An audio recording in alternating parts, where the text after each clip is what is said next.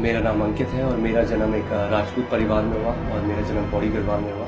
और मुझे याद है जब मैं छोटा था तब से मेरी मम्मी के अंदर एक आत्मा का वास था और हम सब लोग उस आत्मा की पूजा करा करते थे, क्योंकि हमें ये बताया गया था कि वो परमेश्वर है, वो देवी है। और एक रात जो मुझे अच्छे से याद है, उस रात 3 बजे मेरी नींद खुली, क्योंकि मैंने अपनी मम्मी की चिल्लाने की आवाज़ सुनी।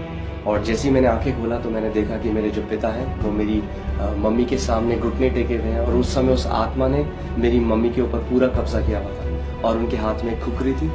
और मेरे जो पिता हैं वो भीख मांग रहे थे और समय मांग रहे थे कि जो चढ़ावे उस आत्मा ने मांगे थे वो चढ़ावे चढ़ाने में मेरे पापा असमर्थ रहे उस समय के बीच में। और मुझे याद है कि हमारे तीसरा सेमेस्टर चल रहा था और अगले दिन हमारा इंजीनियरिंग ड्राइंग का एग्जाम था और उस रात 1 बज रहे थे और हम सब पढ़ाई कर रहे थे। और जैसे ही मैंने अपनी आंखें बंद करी, जैसे ही मैंने बिस्तर पे अपने आंखों को बंद किया, अचानक मुझे दरवाजे में नॉक सुनाई दिया। और जब मैंने आंखें खोली तो कोई भी उस कमरे में नहीं था। वो एक आत्मिक एक्सपीरियंस था, उस समय मुझे वो पता नहीं था।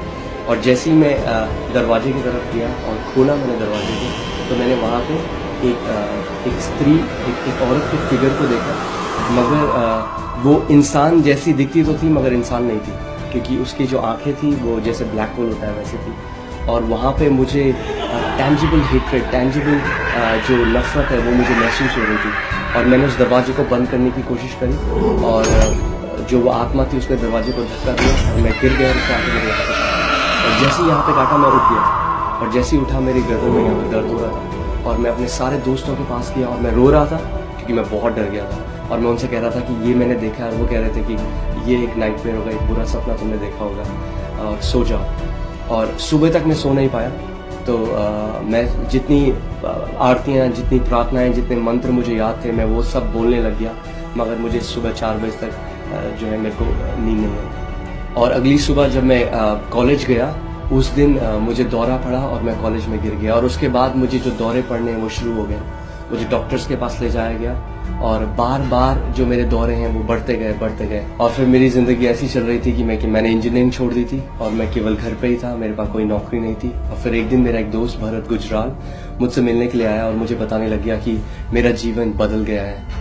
और उसने कहा कि एक व्यक्ति ने उसे प्रभु यीशु मसीह के बारे में बताया जो ड्रग एडिक्ट था, और जब वो मर रहा था तो प्रभु यीशु मसीह ने उसके कमरे में आया और उससे बातचीत करी और उसे नया जीवन दिया।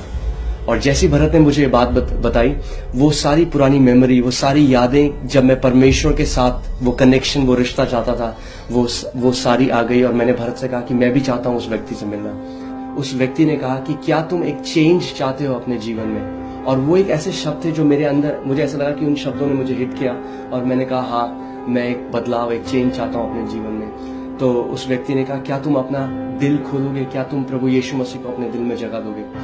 और सच बताऊं तो मेरे लिए इस बात का कोई महत्व नहीं था, क्योंकि मैं पहले ही इतने सारे देवी देवताओं को मानता था। तो अगर मैं यीशु मसीह को भी अपने दिल में जगह देता तो उसमें कोई बड़ी बात नहीं थी। तो मैंने कहा हाँ, आप जो बोलेंगे मैं वो करूँगा। तो उन्होंने कहा कि क्या तुम प्रार्थना मेरे साथ करोगे? और उन्होंने मेरे साथ एक प्रार्थना को दोहराया और उन्होंने मेरे साथ एक प्रार्थना को किया और मैंने उस प्रार्थना को दोहराया और मैंने कहा प्रभु यीशु मसीह, मैं अपना दिल आपके लिए खोलता हूँ, आप मेरे अंदर आके रहिए। और उस रात मेरा वैसे ही आत्मिक अनुभव हुआ जैसे मेरठ में हुआ था 1 साल पहले, जब मेरे को दौरे आने शुरू हो गए। और उस रात जैसे ही मैंने आंखें बंद करी, मैंने देखा कि मुझे मम्मी की अपनी चीखने की आवाज़ सुनाई दी। तो मैं भाग के जब उनके कमरे में गया तो मैंने वहाँ देखा कि वही आत्मा, वही दुष्ट आत्मा जो मुझे सताया करती थी, वो मेरी मम्मी के बगल में बैठी है और मेरी मम्मी जो है डर के काँप रही है।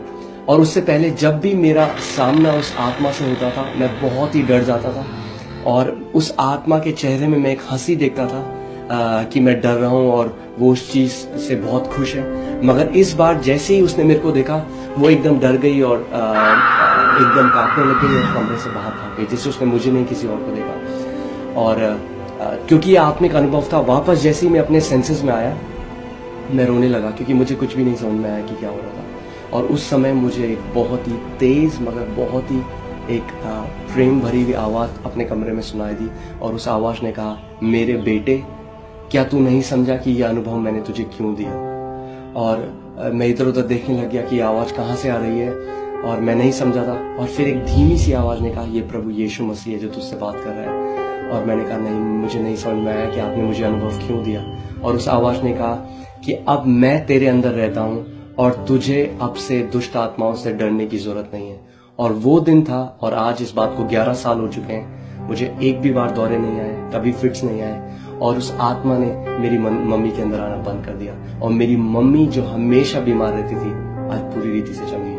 और जो कोई भी मेरी आवाज को सुन रहा है, मैं इस समय आपको एक चुनौती देना चाहता हूँ। अगर आप सच में परमेश्वर को तलाश रहे हैं, अगर आप सच में जानना चाहते हैं कि वो परमेश्वर कौन है जिसने इस ब्रह्मांड को बनाया, तो आप सच में एक प्रार्थना को करिए और आप करिए, परमेश्वर जो तूने इस ब्रह्मांड को बनाया है, जो जीवित परमेश्वर है, मैं उसे जानना चाहता हूँ। और जब आप ऐसा करेंगे तो परमेश्वर अपने सत्य को आपके ऊपर प्रकट करेगा और आप उसे पालेंगे।